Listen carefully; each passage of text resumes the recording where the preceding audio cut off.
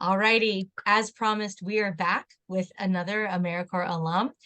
I'm telling you, they just keep showing up. Like, I guess we're doing something right on this podcast. So this is, yay, this is AmeriCorps Connections, and I'm Nikki Fiacco. And I started this podcast mostly out of my obsession for podcasts, but also because my service year was so impactful for me when I served as state national AmeriCorps member with Volunteer Maryland.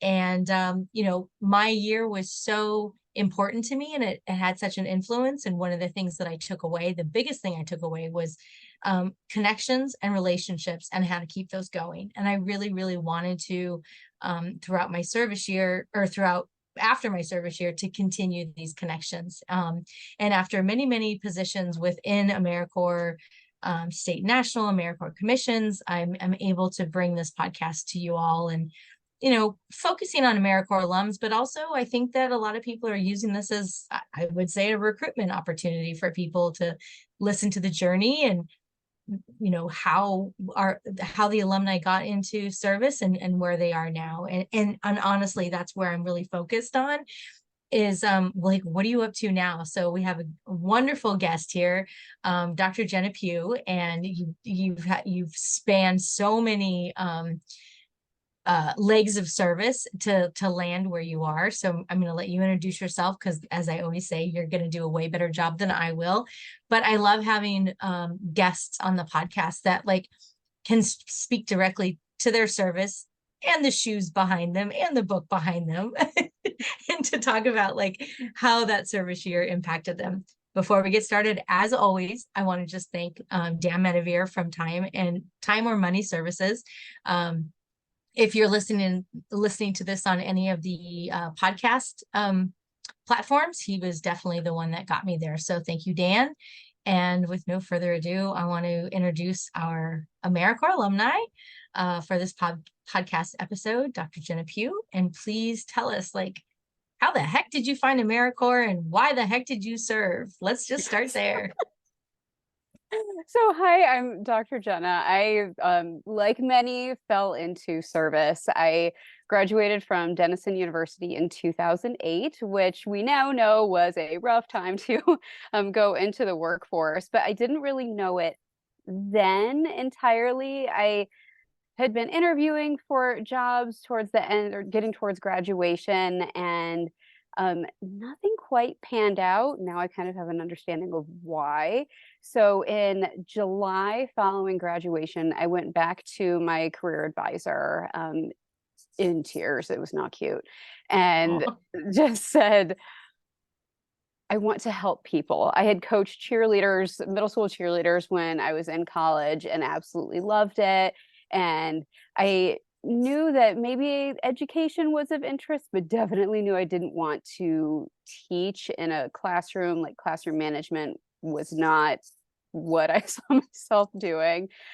So when I went into that meeting, I said, I want to help people. I want to help them realize their goals.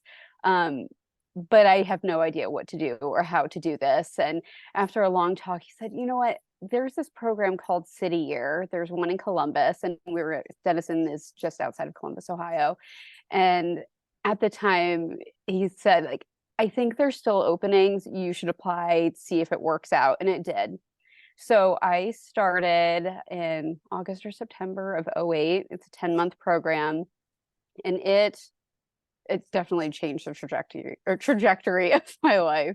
From everything. And good on him for knowing City Year and knowing it was an option, because that's kind of rare, unfortunately, as you've probably found out later in your career. So just wanted to point those things out right from the get-go. It's like synchronicities already.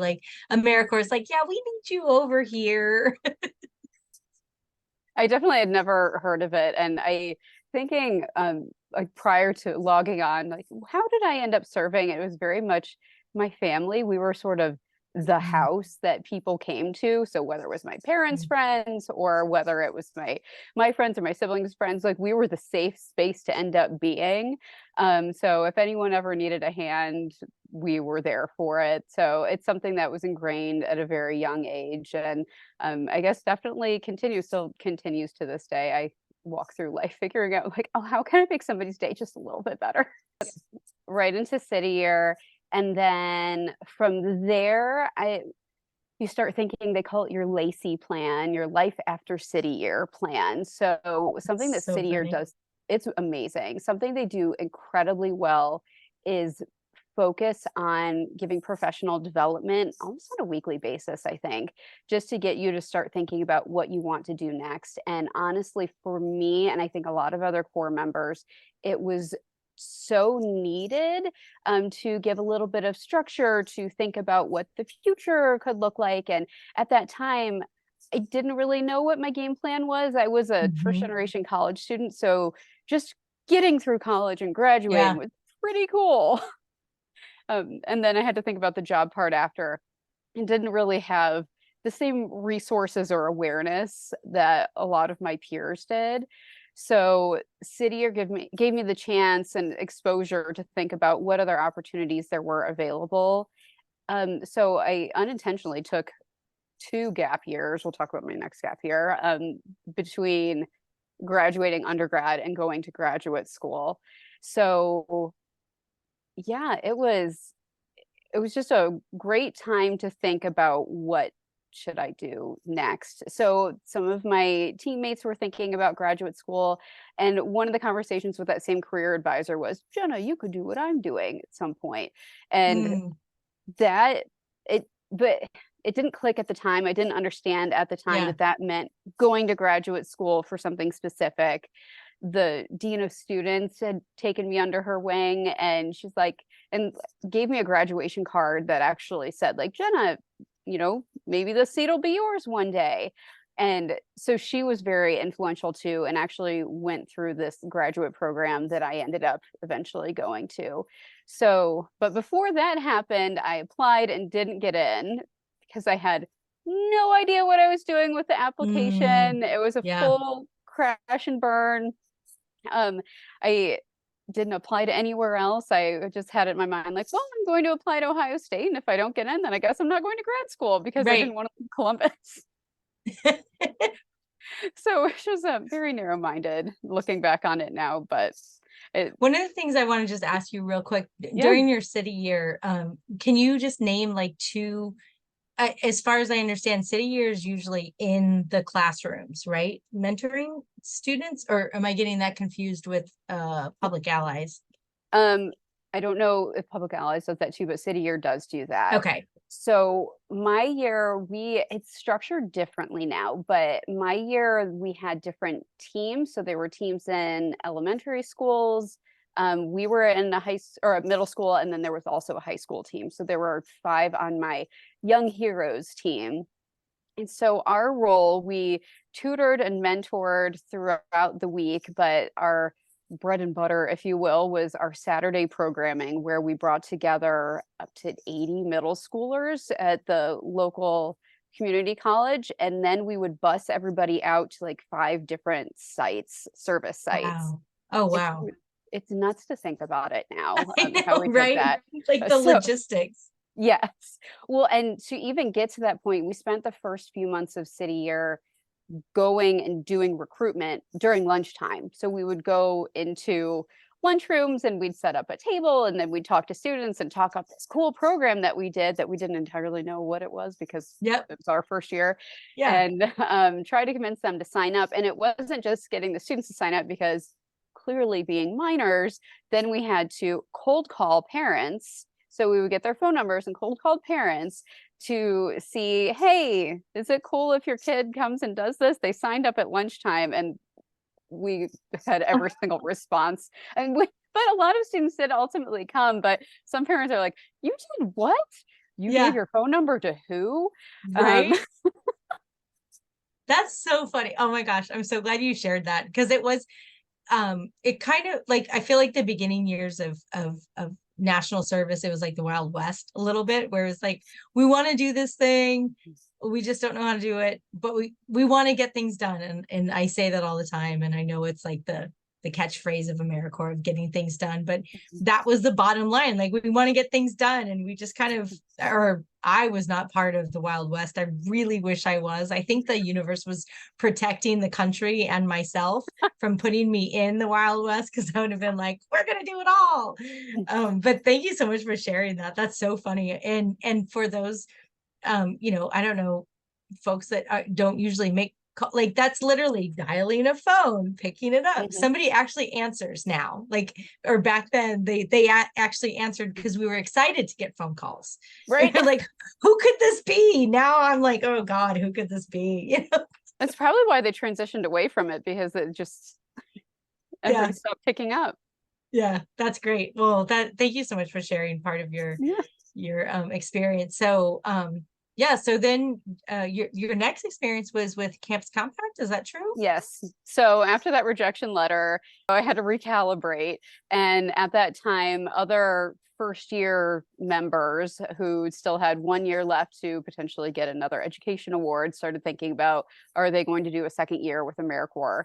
And so one of my teammates, Heather, who's wonderful, and I hope she listens to this and I miss her, she was applying to Campus Compact in Maine to be an AmeriCorps VISTA, which inspired me to do the same in Ohio. So I joined Ohio Campus Compact, and I went to a technical college that was still local to Central Ohio. So I'm Ohio born and raised, still here.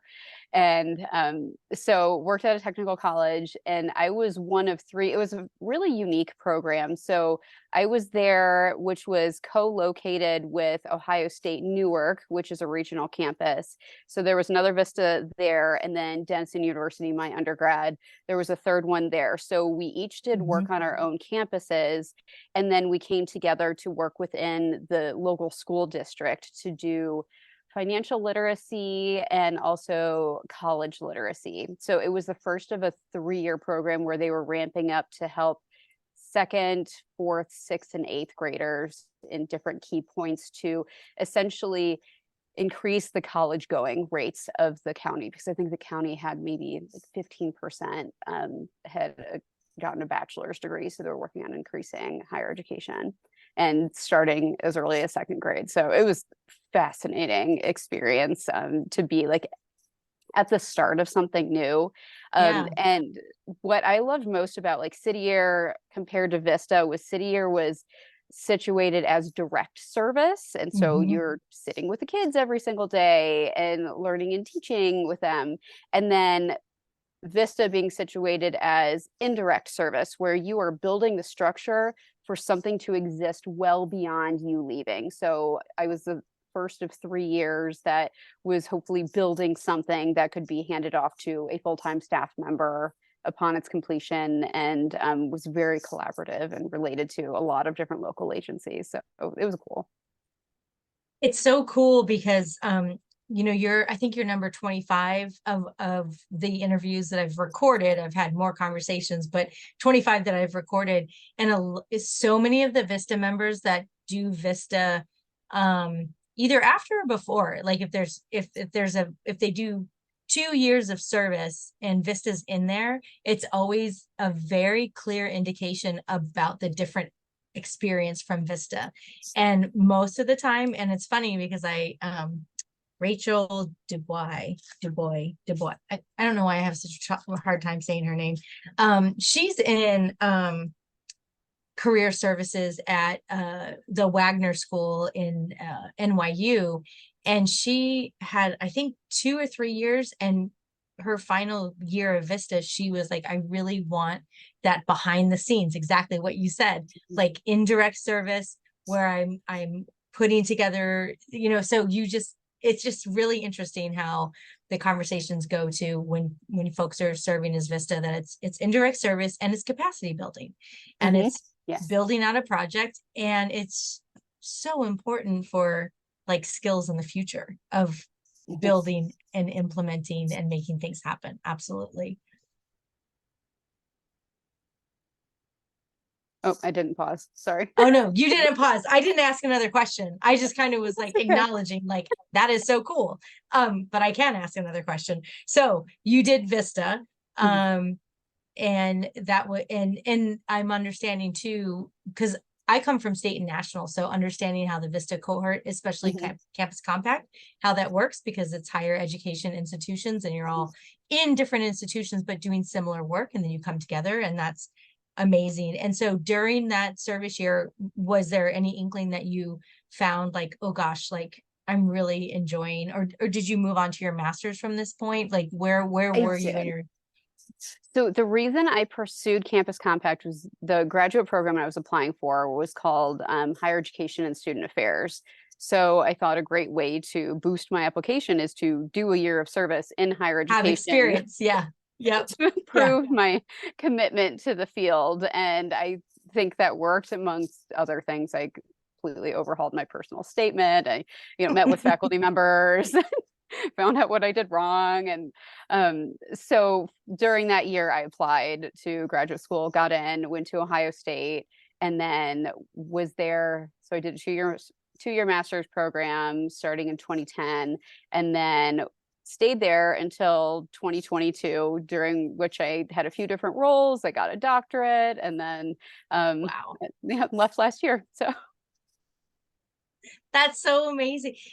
And your experience within Campus Compact in your VISTA year helped you understand like what needed to happen and who you needed. Like higher education is such a system that if you don't understand it, you're not going to get anywhere. And so during that VISTA year, it really helped you. What I'm hearing you say, if I can put words in your mouth, it really helped you understand like, oh, how to do my application different, who I needed like references to be on my application, and all of that. And so you went through, and now you've taken that experience and you're helping other people like get on and get better and do stuff. Oh, I almost swore there, which you can swear on this podcast. It's okay, but I don't want to come across as like brash.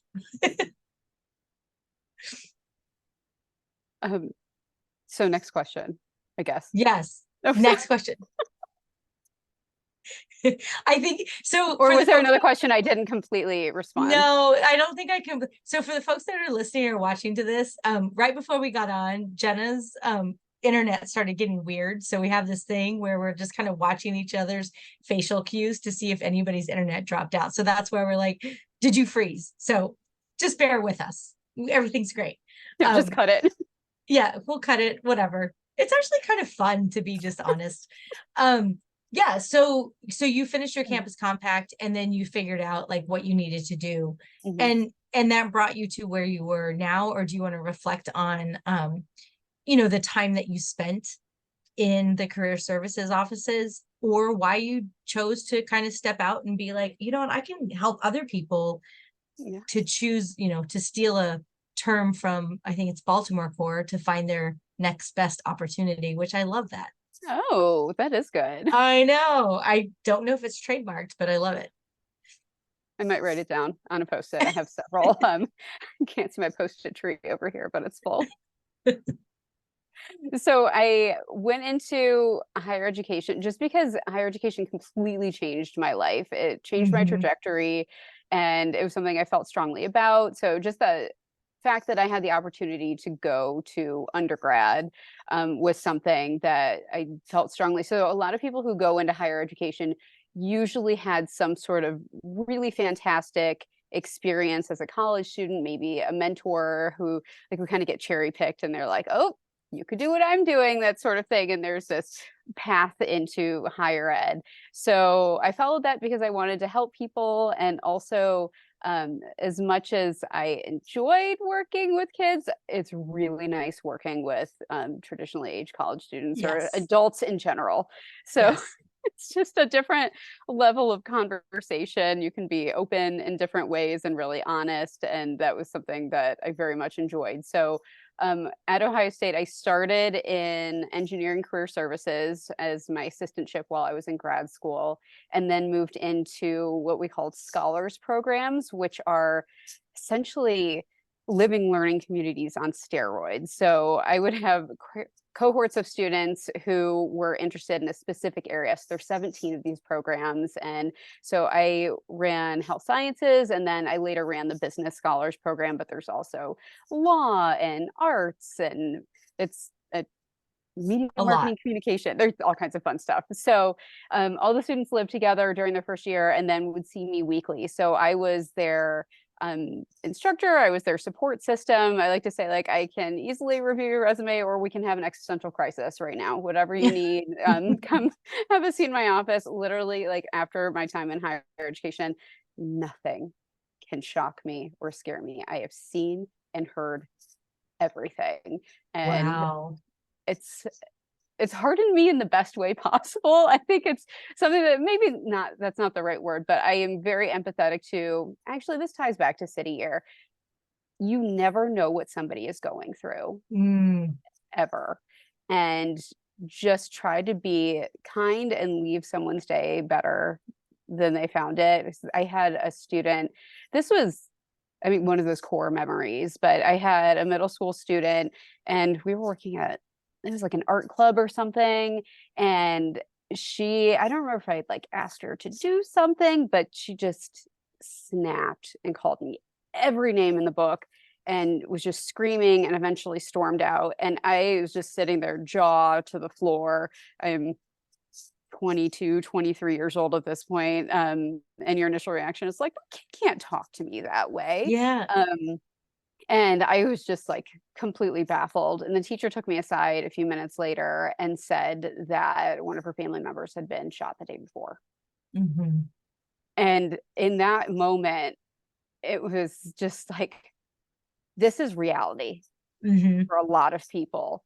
And like, it's, things are about way more than ourselves. And we just need to understand that it's, yeah, it's just, life is bigger than ourselves and you never know what somebody's going through. So if you can approach people with a little grace and kindness, it goes a long way, because you never know if you're the only good thing that'll happen to them that day.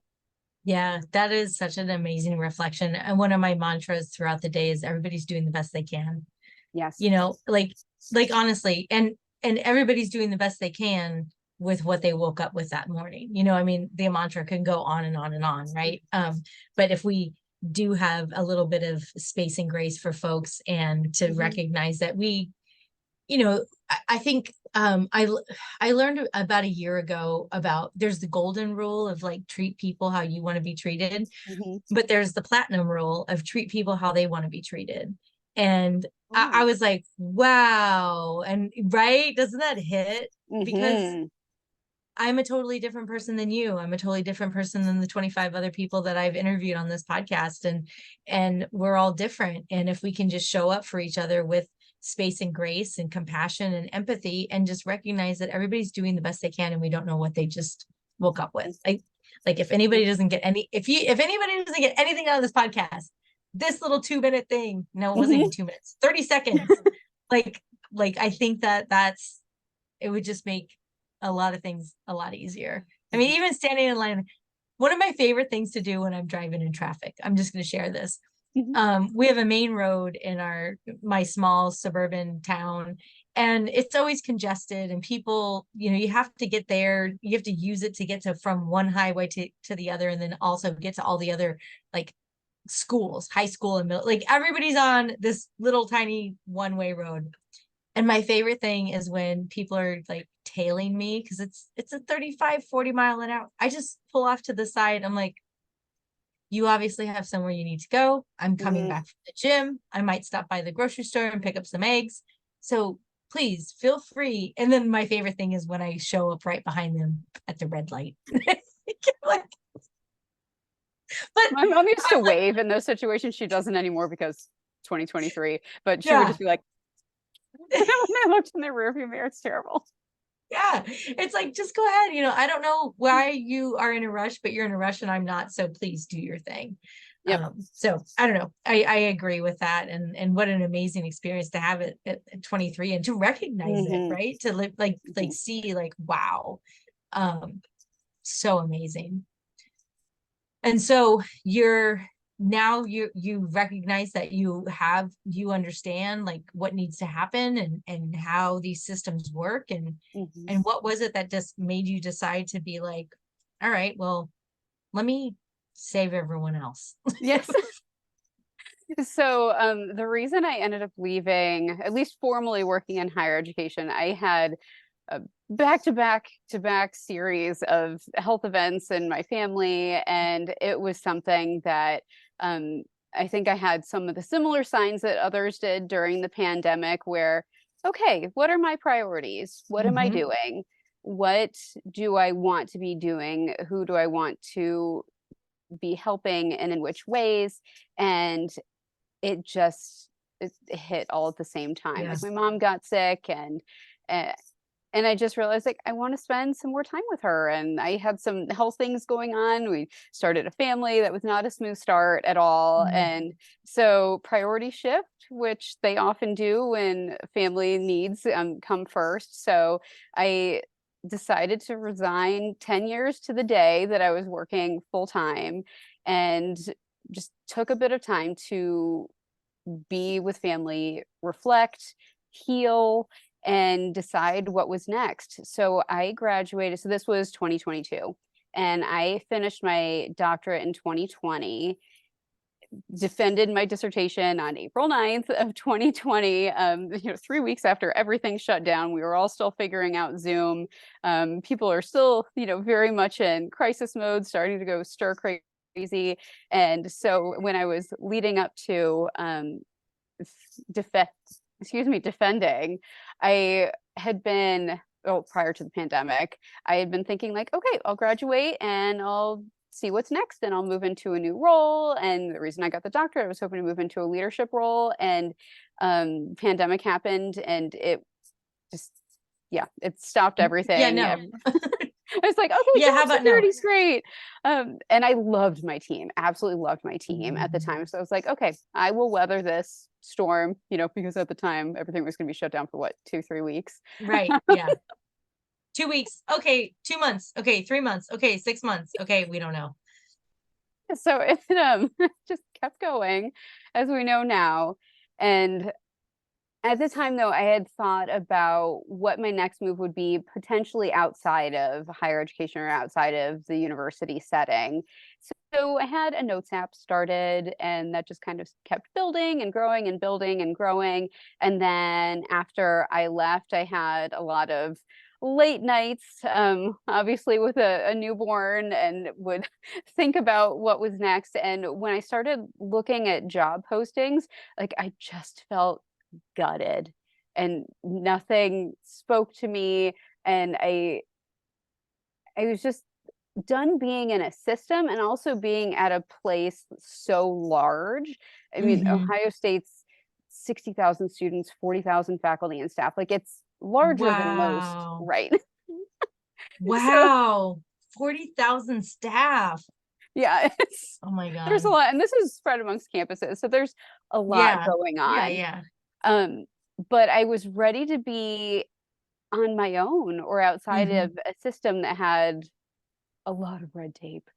Um, and Hmm. so it was just time to try my own thing. And we were in a spot where I could start exploring that. So I did. And I started looking at different online courses, and thought really about who I wanted to help. And something that just finally clicked one day was that I had a number of students that I had worked with as undergrads come back to me after graduation a few years out and say, I need help with my personal statement. I'm applying to law school or medical school or graduate school, whatever it might have been. And those were some of my favorite conversations. I loved Hmm. this roots back to everything that I'd been doing. So, everything clicks, hindsight's Yep. 2020. Yep. Um, and I just knew that that was what was lighting my fire now. So I'm now helping working professionals who are applying to graduate school. So either if they are considering, or if they are actively applying. It's very new. I finally have a website launched. I'm building my first digital product, which I'm excited about. I have a newsletter going. I'm getting active on LinkedIn, which I have not posted on social media really for like a decade. So having a personal brand is, yeah, speaking of the wild, wild west, that's where I am Yeah. right now. Yeah. It's funny because like I need to do all that stuff with this podcast. Like the first thing I wanted to do was have content so people, if they Mhm. went to something, they could see that there were several episodes. And I have a website, but it's not working the way that I want. And there's things that I want to do. And it's a lot. Like Mhm. it's really a lot. I'm trying to figure out how to do Instagram and all this stuff so that people will see the podcast more. Right now, like LinkedIn is my best friend. The best place to put any of your information is in AmeriCorps alums group. Like we are such a loving group. It's so nice. I feel like when I go into that group, everybody's just like, oh, what you're doing is great. And I have these opportunities too. And it's wonderful. And the one thing I wanted to just circle back with about bureaucracy and how, I worked for state government, and not only state government, like in the governor's office in Maryland. And I mean, like we would have these amazing ideas to do these things, and we would get all the way right up to like where it was like possible. And one person would just be like, you can't do that. And I'm like, why? It was so like heartbreaking where it was kind of, but it taught me so much, right? It also taught me to slow down and to think about like, how can we make this work? But it is exciting to think about getting out of that and then being able to work directly with the people who you could actually help change their lives within 3 months because they just Mhm. need help navigating through an application. Well, So related, how, yeah, no, go ahead. I was saying related to that too, just thinking about the benefits of service years in general, regardless of the program, a lot of them want you to develop or capture data to show the impact Mm, of your work. And that is something that we didn't fully understand. Like city year is 18 to 25-year-olds. So people who may have not or likely haven't worked yet. yeah. And so when we would hear like, oh, you need to create data, like we need to prove that you're doing something. And to us, we're like, we're showing up every day and like Yeah. we're sitting with, so that direct versus indirect service. So we're Yeah. like, of course we're doing something and making an impact. They're like, yeah, but we need to see that somebody's test scores improved or that they were retained or that their attendance improved. Attending. Yeah. Like all of these things. And so that was a fantastic lesson that I learned to take forward in my professional career was like, if you want to ask for something, you need to put together a case for it. And there better be some incredible data points to prove how and why this needs to happen. And unfortunately, within education, and well, my service was within education, a lot of these things are very intangible. So, yes, you have Yes. standardized tests, but um, it was hard. Like when I worked in higher ed, there's not really any way to capture that sort of impact. Yeah. It's sort of like, okay, they came back next year. Like they went from their freshman into the sophomore year, which is great, but nobody necessarily knows how or why that happened. Where programs like the program I was running helped facilitate the community and the connection and the sense of belonging that led to the numbers that are really important in a large organization. Yeah. It's that upstream problem. I think I have the book. Yeah. Upstream by Dan Heath. Hmm. And he writes about like, somebody's standing on the side of a river and they keep, grabbing people out of the river. And then finally somebody's like, well, let's just go upstream and see what's happening. And they find out that the bridge is broken, but it's really hard to determine once you fix that bridge, nobody's really falling downstream. So how do you like gauge and measure things that aren't happening anymore, right? Hmm. And on a quick turnaround, I mean, you can do that on a longitudinal, like a really long study of like, generally 50% of the people, da, da, da, da, and over the past 5 years, da, da, da, da. But for somebody to turn around and say, hey, I've been in this position for 2 or 3 years, and this is what we've implemented, and this is what we see, correlation, whatever. It's tough. It's really hard. Measuring collective impact, measuring community impact is really, really hard. It's hard. Yes. It's Well, really and hard. in these programs too, by the time you learn how to do it, you finished your service year. Right. Yo, totally. Absolutely.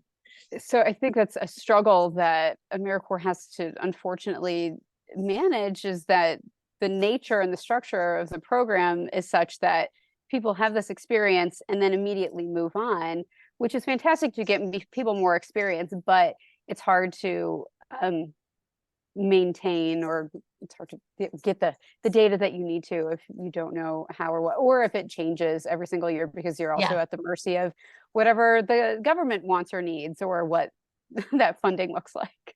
Yeah.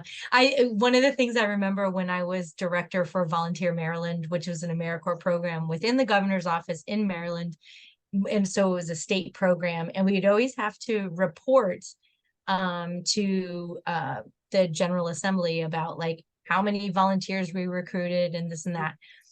But we sourced our AmeriCorps members out. We were intermediary, so we sourced our AmeriCorps members out throughout the state. So it depended on like who we partnered with and how many volunteers they needed. Like sometimes the programs only needed like CASA, right? Like court appointed service. I forget what it stands for.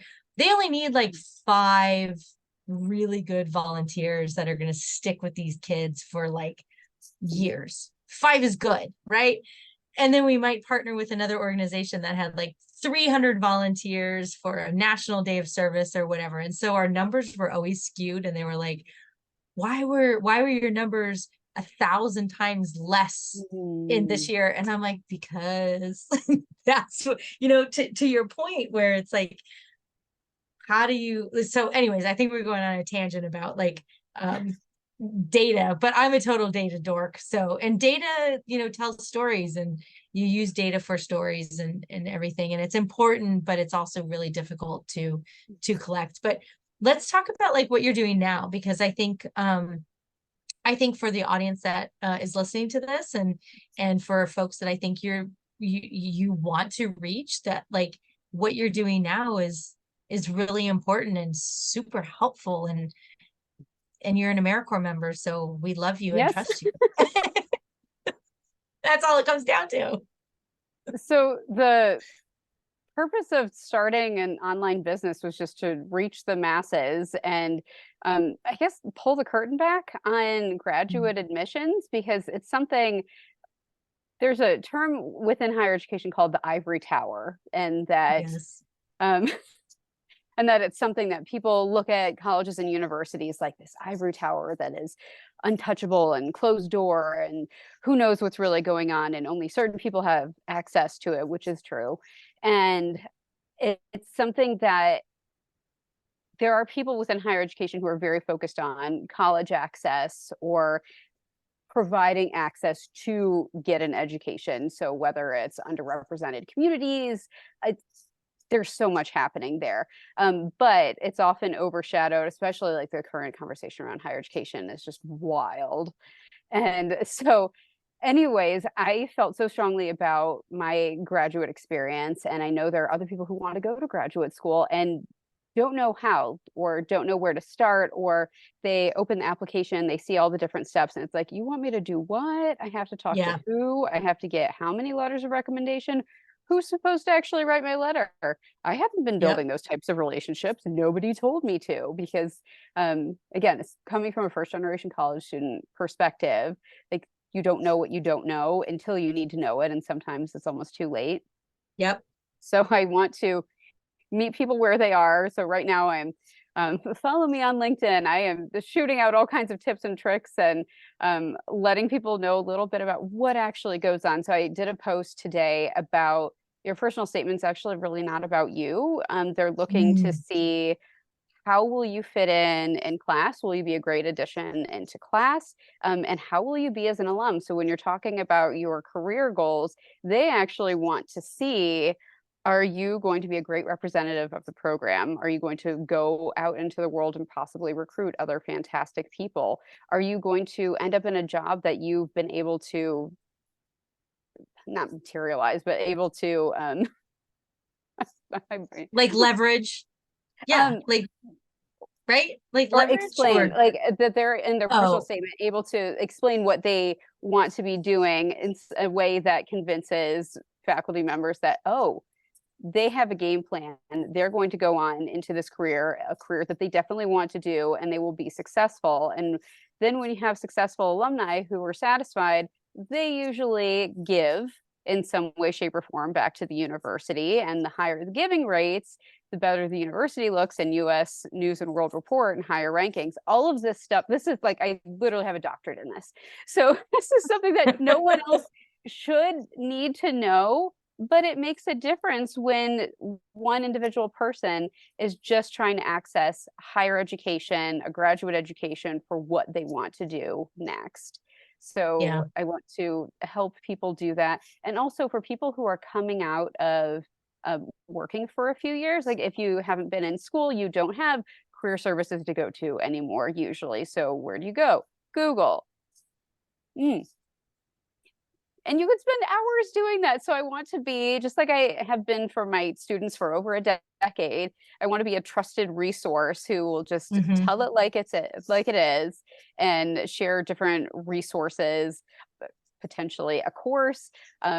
Hopefully by the time this airs or somebody is listening to it a year or two from now, this has been built out way more. So I'm very much at the beginning stages. But if you're listening to this soon and you'd like to learn more about going back to school, or if you'd like to chat about your experience, I would love to have a one-on-one, because I am learning from people each and every day who are at different points in their career, have different reasons for wanting to go back. And it's been super fun for me to have these conversations and shed a little light on what actually goes on, or also connect the dots. People say, like, here's been my life experience. I have no idea what to write in my statement. And I was like, well, why don't you write about this? Because as somebody who read applications for 10 years, I can tell people exactly what I'd like to read, because I read a lot of things that were fine and were okay enough, I guess. And then I read some that just blew my mind. So I can also tell people, this is the thing about you that would really stand out. So write about that. And just seeing the relief of not having to figure out what to write about your life in 500 words is just, yeah. I can't even tell you, like, I'm writing notes because I'm thinking about all of the folks that I've been involved with who need to connect with you, and who, like, I'm already thinking, and we'll talk offline, but like to do some type of alumni mastermind, because there's people that I've interviewed who, between the time that I've interviewed them to now, have lost their jobs and are either like thinking about going back to school or what have you. And I think that this skill is so needed. And I'll just do a little like reflection on my own experience of going back to school. So during the pandemic, this is like one of the most ridiculous things that I ever did to myself. So in June of 2020, I was like, I've been sitting in my house for the last like 6 months. I'm working really hard. That's all I'm doing. I don't have any professional development. Like, where am I going to be at the end of this year? So I enrolled in University of Maryland graduate certificate program. I was nominated for a scholarship for the Do Good Institute, and I went back to get a graduate certificate. And I just, whatever, I had to fill out the application and do the things, and I got in. And I think it was partially because I was nominated by people, so but I totally forgot what it meant to go back to school. And it was a graduate certificate. It wasn't a BA. It was not like I also did a coaching course from the local community college at the same time. I don't know what I was thinking. I was on Zoom from 8 to 10 p.m., 8 a.m. to 10 p.m. almost every night. It was crazy. But to your point, I wanted to just point out is that, like, when I finished my certificate with the University of Maryland, I didn't know that I was actually part of their alumni now. And when they started reaching out to me and they were like, we want you to be on this panel, we want you to do this thing, I was like, holy crap. Like, and I am so excited to be part of that alumni group now. Like, I love being part of the University of Maryland alumni group. It's very cool. And I think it speaks to what you said about, like, when you're talking about your statement, like, these are all the things to think about, for sure. And I wonder, I don't know if you dabble in like career resume sort of stuff. Would you say it's similar to like job applications?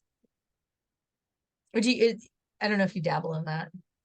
I have in the past. It's sort of similar to a cover letter, but it Mhm. feels so much heavier than that because you are Okay. reflecting on your plans for life. Like when you commit to Mhm. get a graduate degree, that is a time, energy, money commitment for at least a year. Sometimes, if you're going for a PhD, you could be up to 7. Yeah.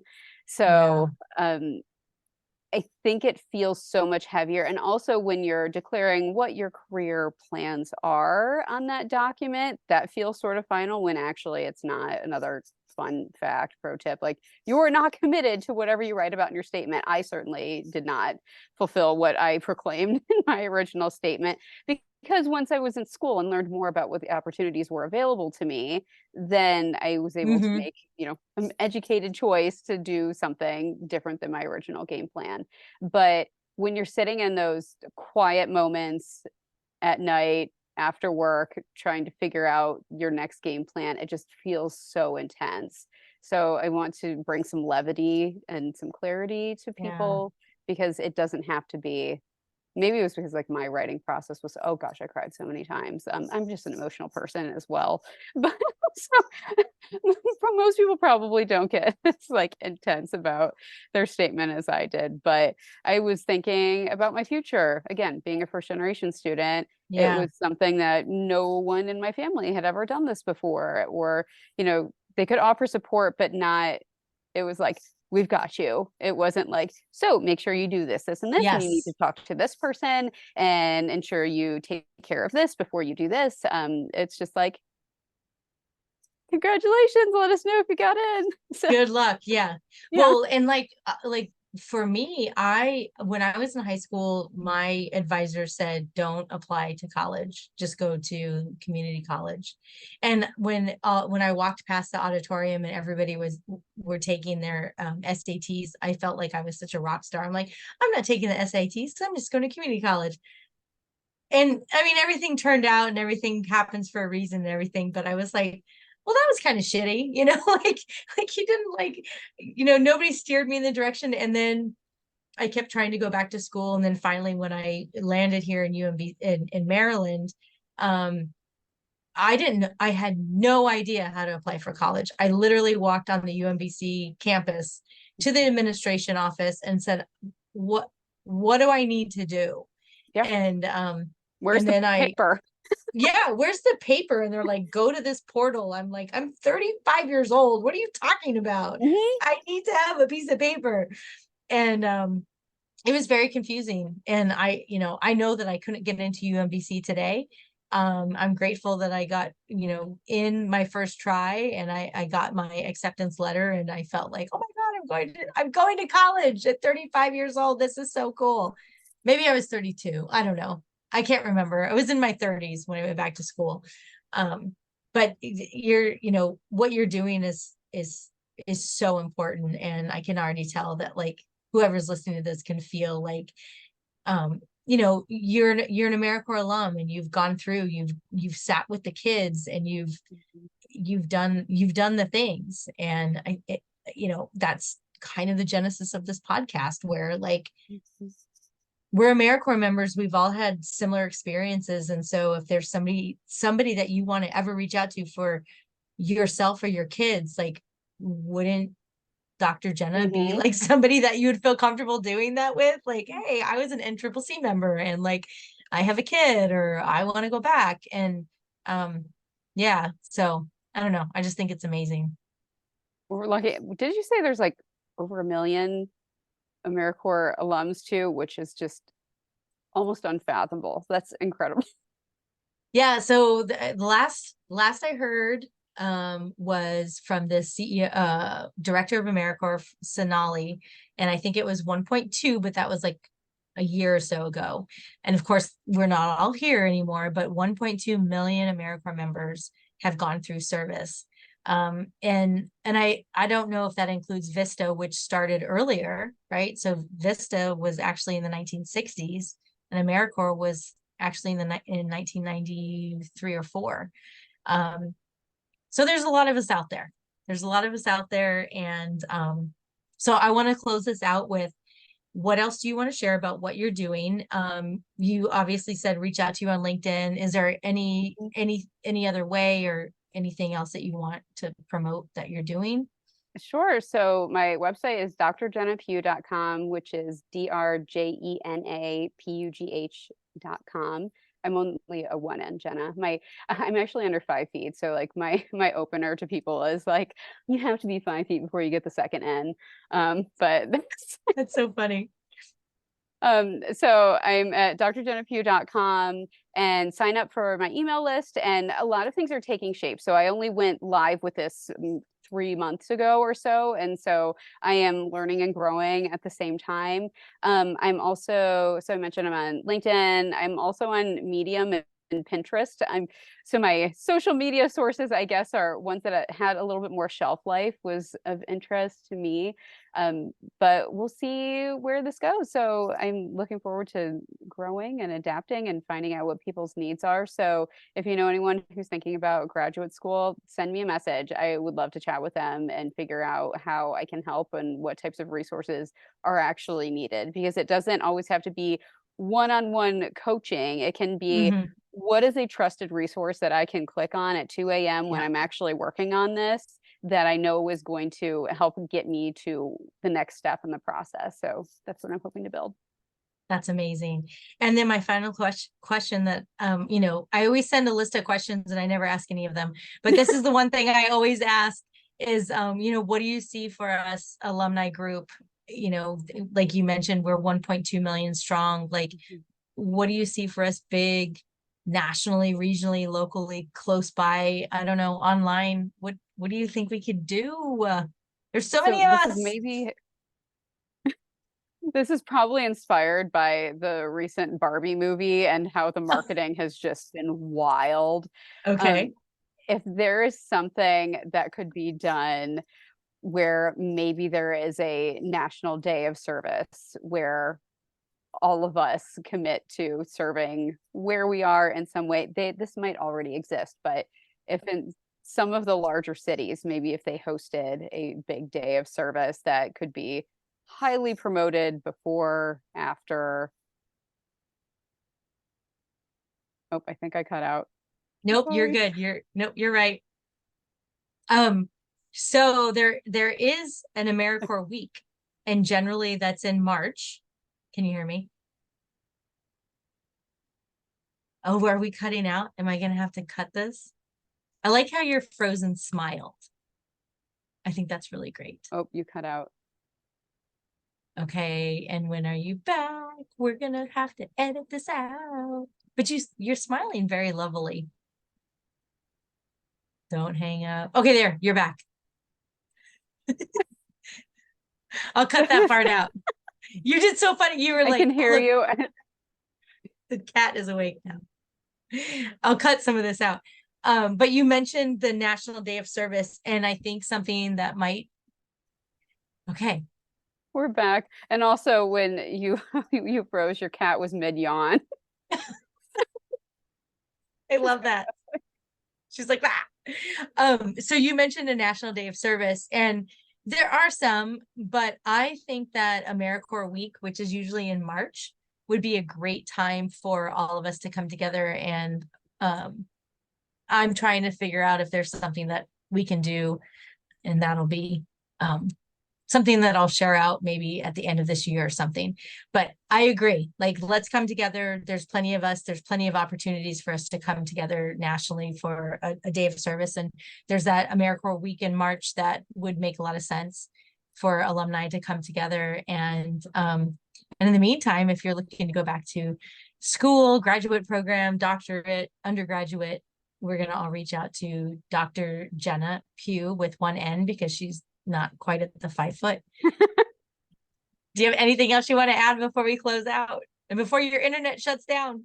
Right. Well, I just want to thank you so much for reaching out and taking the time to interview me. This has been so much fun. I've enjoyed our conversations prior to this as well, and absolutely love everything that you're doing and the episodes that I've listened to so far, and have many more to catch up on as well. But you're doing a fantastic service. And as all AmeriCorps members know, like, it just takes somebody to do the work. And so committing to do this is not a small feat, especially when you're working full time. So, on behalf of all of us, thank you for Oh, anyone who gets to even listen to a single episode. This is a labor of love, and we understand and appreciate it. that every time anybody says anything like that to me, I just am like, okay, I'll keep going. I'm committed to a full year. I'm willing to do a full year for, but thank you so much. And for all of you that made it all the way to the end, thank you so much. There may be some snippets of Goose doing her yawn. I don't know. But we will be back with AmeriCorps Connections interviewing another AmeriCorps alumni, because I have, it's like BWI, folks. The planes are landing. So I'm looking forward to it. Thank you so much, Jena.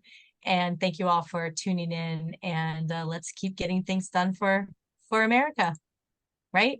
Yeah. I don't know if I want to keep that in there. Yeah. Bye, everyone. Bye.